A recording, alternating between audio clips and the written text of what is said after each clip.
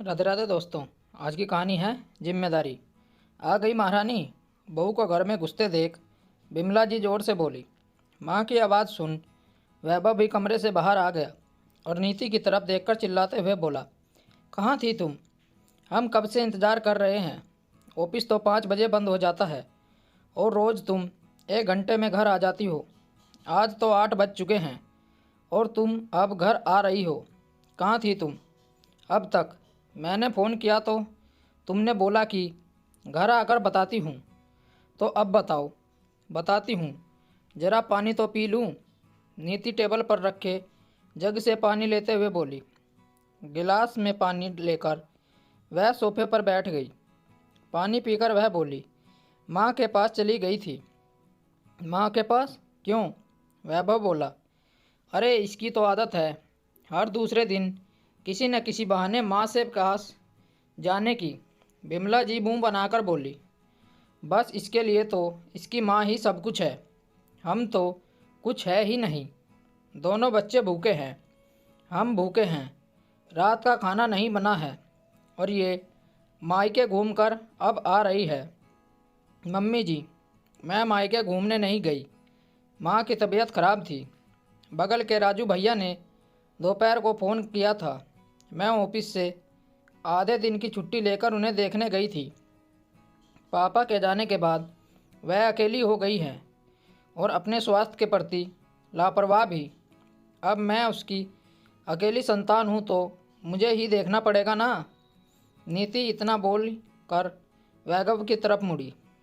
मैं जानती थी कि आप तो मेरे साथ चलोगे नहीं, इसलिए मैं अकेली चली गई। सोचा था 5 बजे तक आ जाऊंगी, पर माँ को डॉक्टर से दिखाने दवा देने में कुछ देर हो गई। मैं तो वहाँ रुकना चाहती थी, पर राजू भैया और उनकी माँ को रात में देखने का कहकर आ गई। अरे तुम तो माँ के पीछे ही लगी रहती हो। हमारी परेशानी का तो तुम्हें कुछ ध्यान ही नहीं है। तुम फ़ोन से राजू भैया को ये सब करने को बोल देती। वैभव गरजते हुए बोला, ऐसा है ना पतिदेव, मैं सिर्फ आपकी पत्नी ही नहीं किसी की बेटी भी हूँ। पापा के जाने के बाद माँ की जिम्मेदारी मेरी है। रात के खाने के लिए मैंने ऑर्डर कर दिया है। खाना आते होगा।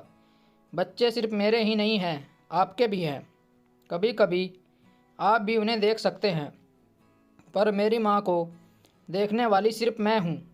मुझे आप लोगों की परेशानी का भी ख्याल है, तो मैंने सोचा है कि हमारे बगल वाले अपार्टमेंट में एक फ्लैट खाली है। माँ को उसी में ले आती हूँ, फिर मुझे भी उतनी दूर नहीं जाना पड़ेगा। मैं माँ की देखभाल भी आसानी से कर सकूँगी और आप लोगों को भी परेशानी नहीं होगी। माँ यहाँ हमारे घर में तो रहेगी नहीं। नीति ने कहा, इतना झंझट क्यों करती हो? माँ को वृद्धाश्रम में क्यों नहीं छोड़ देती? बिमला जी झट से बोली। नीति ने शांत स्वर में कहा, मम्मी जी, बीमार तो आप भी पड़ती हैं। आपके कारण भी हमें कुछ परेशानियां तो होती ही हैं। फिर भी आप वैभव की माँ हैं। मैं भी आपको सदा माँ ही मानती आई हूँ। जैसे आप वैभव की माँ हैं वैसे ही मेरी माँ है। जैसे आपकी देखरेख वैभव की जिम्मेदारी है, वैसे ही मेरी माँ की देखरेख मेरी जिम्मेदारी है। क्या मैंने आपको वृद्धाश्रम भेजने की बात कभी की है? फिर हमारी माँ के लिए ऐसी बात क्यों? थोड़ा रुककर नीति वैभव से बोली, मैं सदा आपकी जिम्मेदारी निभाने में आपका साथ देती हूँ, तो क्या आप मेरी इस जिम्मेदारी निभाने में मेरा साथ नहीं दे सकते? कहते हुए नीति का गला रुंध गया और वह चुप हो गई। तुम ठीक कहती हो, तुमने सदा मेरा साथ दिया है। मैं भी तुम्हारी इस जिम्मेदारी में तुम्हारा साथ दूंगा। वैभव उसके कंधे पर हाथ रखकर बोला, हाँ बहू, तुम ठीक कह रही हो। मैं एक माँ होकर दूसरी माँ की पीड़ा न समझ सकी। मुझे माफ़ कर दो और वैभव के साथ जाकर अपनी माँ को यहाँ ले आओ। बिमला जी बोली, मम्मी जी आप बहुत अच्छी हैं, मुझसे माफ़ी न मांगे, आशीर्वाद दे। नीति उनके पैर छूकर बोली। बिमला जी ने उसे गले लगा लिया और नीति खुशी खुशी वैभव के साथ अपनी माँ को लेने निकल जाती है। स्टोरी आपको कैसी लगी कमेंट करके हमें बताएं। ऐसी ही और अच्छी कहानियाँ सुनने के लिए हमारे चैनल को ज़रूर सब्सक्राइब करें। मिलते हैं आपसे एक और नई कहानी के साथ। तब तक जुड़े रहिए हमारे चैनल के साथ। कहानी सुनने के लिए आप लोगों का बहुत बहुत धन्यवाद।